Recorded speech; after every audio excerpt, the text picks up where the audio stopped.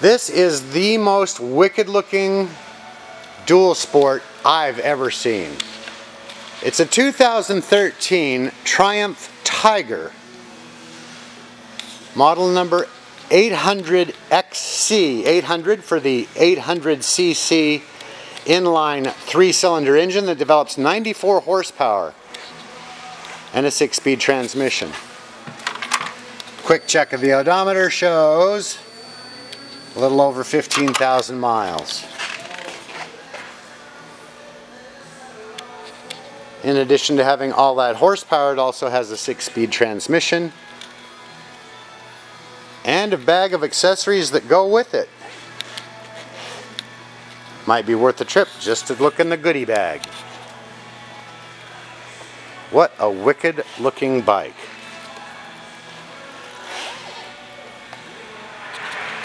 Especially the nose, it just looks military. Bike is available for test rides, test looks, 7 days a week at North County Indian Motorcycle in San Marcos.